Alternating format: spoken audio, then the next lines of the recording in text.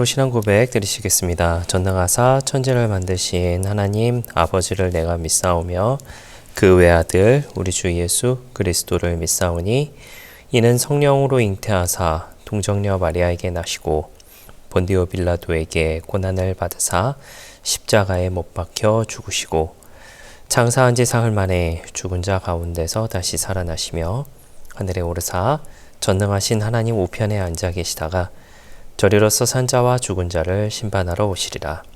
성령을 믿사오며 거룩한 공회와 성도가 서로 교통하는 것과 죄를 사하여 주시는 것과 몸이 다시 사는 것과 영원히 사는 것을 믿사옵나이다. 아멘. 함께 은혜 나눌 하나님의 말씀 누가복음 5장 1절에서 11절까지의 말씀입니다. 누가복음 5장 1절에서 11절까지의 말씀입니다. 말씀을 읽어드리겠습니다. 무리가 몰려와서 하나님의 말씀을 들을새 예수는 게네사렛 호숫가에 서서 호숫가에 배 두 척이 있는 것을 보시니 어부들은 배에서 나와서 그물을 씻는지라. 예수께서 한 배에 오르시니 그 배는 시몬의 배라. 육지에서 조금 떼기를 청하시고 앉으사 배에서 물을 가르치시더니 말씀을 마치시고 시몬에게 이르되 깊은 데로 가서 그물을 내려 고기를 잡으라. 시몬이 대답하여 이르되 선생님 우리들이 밤이 새도록 수고하였으되 잡은 것이 없지만은 말씀에 의지하여 내가 그물을 내리리이다 하고 그렇게 하니 고기를 잡은 것이 심히 많아 그물이 찢어지는지라.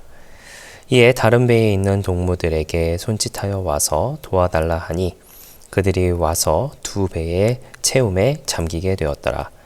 시몬 베드로가 이를 보고 예수의 무릎 아래 엎드려 이르되 주여 나를 떠나소서 나는 죄인이로소이다 하니 이는 자기 및 자기와 함께 있는 모든 사람이 고기 잡힌 것으로 말미암아 놀라고 세베대의 아들로서 시몬의 동업자인 야고보와 요한도 놀랐음이라.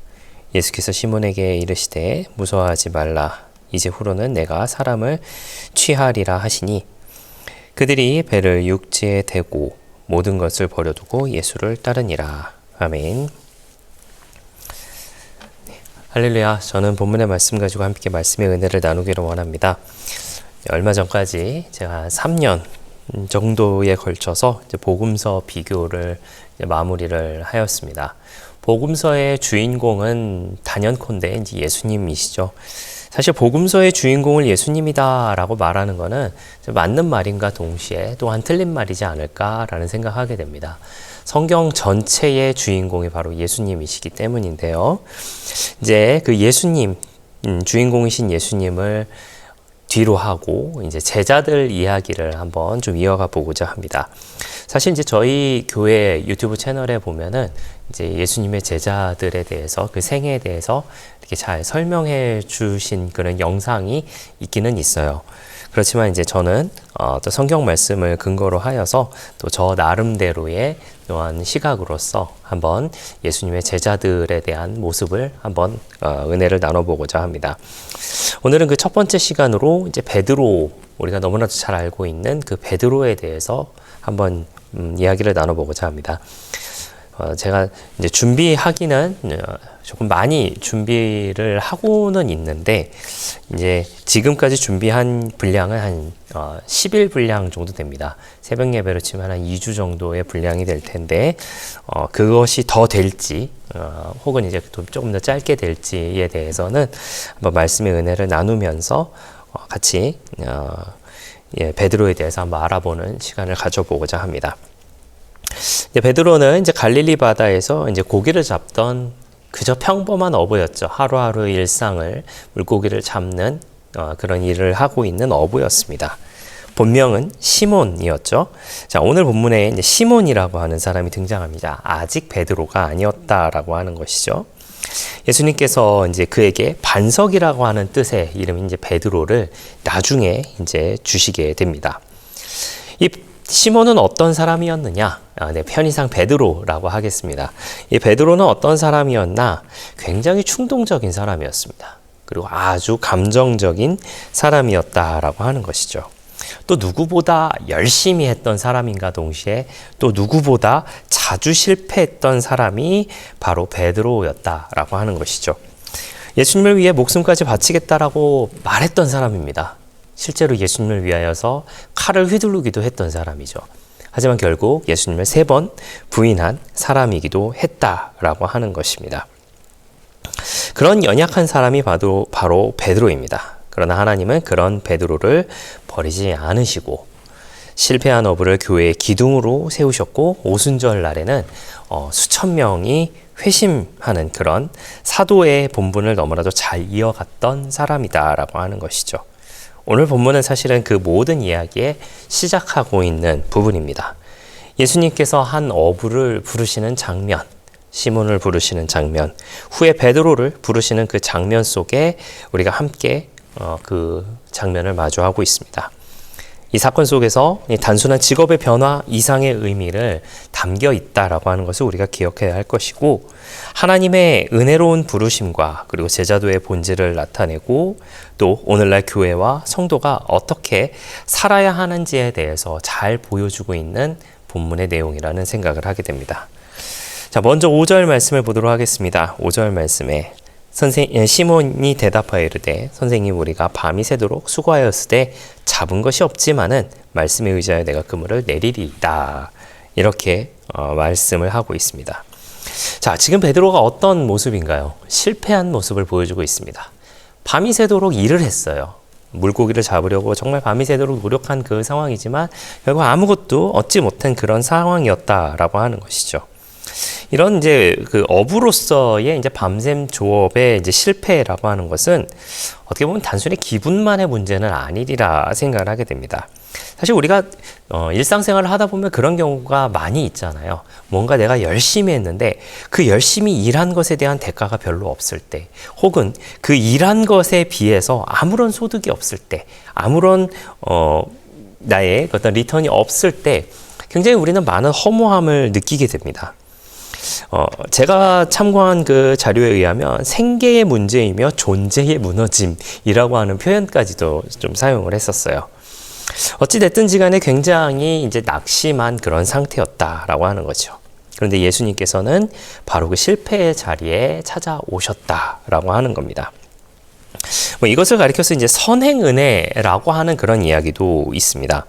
이 신학적인 언어 가운데 선행은혜라고 하는 것은 인간이 하나님을 먼저 찾은 것이 아니라 하나님께서 먼저 인간에게 오신 것이다 라고 하는 그런 내용이에요. 사실 성경에는 이런 비슷한 선행은혜에 대한 내용들이 종종 등장합니다. 예를 들어서 우리가 아담을 한번 볼까요? 태초의 인간이었던 아담은 선악을 알게 하는 나무의 열매를 먹고 난 후에 숨게 됩니다. 그렇게 숨게 되고 났을 때 하나님이 찾아오시죠. 아담아, 내가 어디 있느냐? 제가 부끄러워서 숨었습니다. 네가 왜 부끄러워하느냐? 제가 벗었기에 부끄럽습니다. 라고 하면서 하나님께서 먼저 찾아오시죠. 자, 그리고 모세도 마찬가지였습니다. 모세도 자기의 방황의 시간, 40년의 방황의 시간 가운데 있을 때에, 광야에 있을 때 떨기나무 가운데 하나님께서 임하시면서 먼저 부르시죠. 모세야, 모세야, 네가 있는 곳은 거룩한 땅이니 내 신을 벗어라 라고 하면서 먼저 하나님께서 찾아오시게 됩니다. 신약으로 넘어와서는 이제 바울이 등장하게 됩니다. 바울은 교회를 핍박하던 사람이었어요. 그리스도인들을 핍박하던 사람들이었습니다. 그 사람이 다마스커스에서 예수님을 다메섹 도상에서 예수님을 이제 만나게 되지요. 그런 바울을, 교회를 핍박하는 그 바울을 예수님께서 먼저 찾아오시고 후에는 그리스도를 전하는 사람으로 변하게 되는 것을 우리가 보게 됩니다. 복음은 인간의 노력으로 하나님께 도달하는 그런 이야기가 아니다라고 이야기를 합니다. 하나님께서 죄인에게 내려오시는 이야기가 복음이라고 이야기를 합니다. 어떻게 보면 오늘을 살고 있는 우리도 마찬가지리라 생각을 하게 됩니다. 우리는 종종 실패하면 하나님이 멀어지셨다라고 하는 그런 생각을 하게 돼요. 사업의 실패, 관계의 실패, 신앙의 실패 속에서 우리는 스스로 정죄하기도 합니다. 그러나 하나님은 성공의 자리보다 실패의 자리에서 더 깊이 저와 여러분을 만나주신다라고 하는 사실을 잊지 않으시기를 부탁을 드리겠습니다. 빈 그물이 은혜의 시작이 될 수 있다라는 것이죠. 자, 계속해서 5절 말씀 가운데 이런 이야기가 있죠. 말씀에 의지하여 내가 그물을 내리겠습니다. 사실 이 부분에 대해서는 여러 가지의 논쟁이 사실은 좀 있어요. 그냥 빈정대면서 하나님 해볼게요 라고 하는 부분이다 라고 그렇게 평가하는 부분도 있고, 또 예수님의 그런 능력을 인정한 베드로가 말씀에 순종하여서 그물을 내렸다라고 하는 평가가 있습니다. 사실 저는 두 가지가 다 맞을 수 있는 상황이다라는 생각을 하게 돼요. 그러나 시몬이라면, 베드로라면 아마 후자의 모습을 가지고 그렇게 말하지 않았을까라는 그런 생각도 하게 됩니다. 어떻게 보면 상식적으로만 봐도 베드로가 예수님보다 어업에는 훨씬 더 능통하겠죠. 평생 그거 한 일에 대해서 몰두하고 그 한 일을 깊이 판 사람을 어떻게 그냥 아무것도 모르는 사람이 이길 수 있겠습니까? 이거는 어부뿐만 아니라 모든 직업 가운데에서도 마찬가지라고 하는 생각을 하게 돼요. 베테랑이라고 하는 표현이 있죠. 왜 괜히 베테랑이겠습니까? 베테랑이라고 하는 건 그거를 익숙하고 능숙하고 잘하기 때문에 베테랑이라고 하는 그런 표현을 사용을 하게 되죠. 예수님은 목수 출신입니다. 당연히 베드로보다 어업에 대해서는 몰라야 정상이다라고 하는 것이죠. 게다가 이미 어떤 상황인가요? 이미 밤새 고기를 잡지 못했어요. 그리고 지금은 물고기 잡기 어려운 낮 시간이다라고 그렇게 표현하기도 합니다. 더군다나 그물까지 다 씻어놓은 그런 상태였어요. 그런데 베드로가 이렇게 이야기하죠. 말씀에 의지하여 내가 그물을 내리리이다. 여러분, 이것이 바로 믿음이라고 하는 것입니다. 믿음은 모든 상황이 이해된 후에 움직이는 것이 아니라 하나님의 말씀 때문에 움직이는 것을 가리켜서 믿음이라고 이야기를 합니다.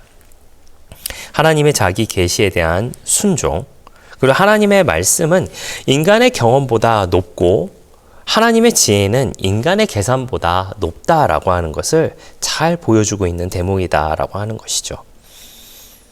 오늘날 많은 사람들이 말씀보다 감정을 많이 따라가게 됩니다.